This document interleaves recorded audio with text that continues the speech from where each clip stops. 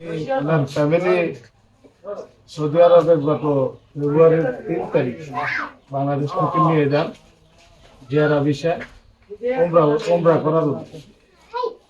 ওখানে যাওয়ার পরে উনি উমরাতে গেছেন, সুন্দর মতো মক্কা মদিনা যারা করছেন, জিদ্দার সাগরের পাড়ে ঘুরছেন।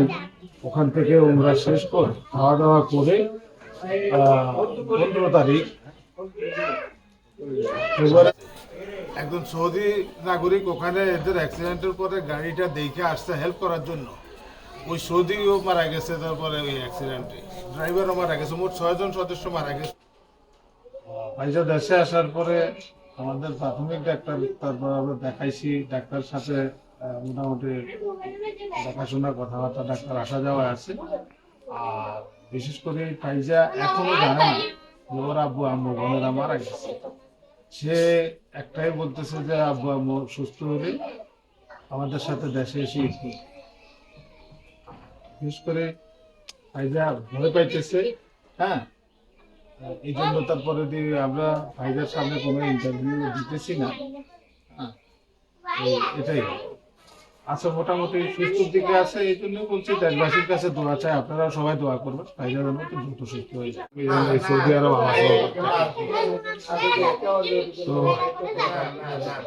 আর এমনি কোনো ঝামেলা নাই। মিজান বৈধ লিগেল আছে, মিজানের কপিলও খুব ভালো কপিল, কপিলেরও সহযোগিতা কামনা করছি আমরা। এখন দেখি কপিলের মাধ্যমে যদি হয় তো আলহামদুলিল্লাহ, আর কপিল যদি অপারগতা স্বীকার করে সরকারিভাবে হবে, আর না হইলে তো আমাদের পক্ষে এত টাকা খরচ করে এই লাশ দেশে আনা সম্ভব। এই জন্যই আমরা তারপরে যে সহযোগিতা কামনা করছি, আপনারা সহযোগিতা করবেন। আর পুরো দেশবাসীর কাছে দরখাস্ত, যে মেয়েটা বেঁচে আছে সেই মেয়েটার জন্য দোয়া করবেন। সে এখনো অনেক অসুস্থ, আল্লাহ যেন তাকে দ্রুত সুস্থতা দান করেন এবং নেকায়াত দান করেন। এটাই বাস। ফাইজার জন্য অনেক মর্মাহত, মিজানের ফ্যামিলির জন্য শোকাহত। আমাদেরও মনের অবস্থা তেমন ভালো নাই।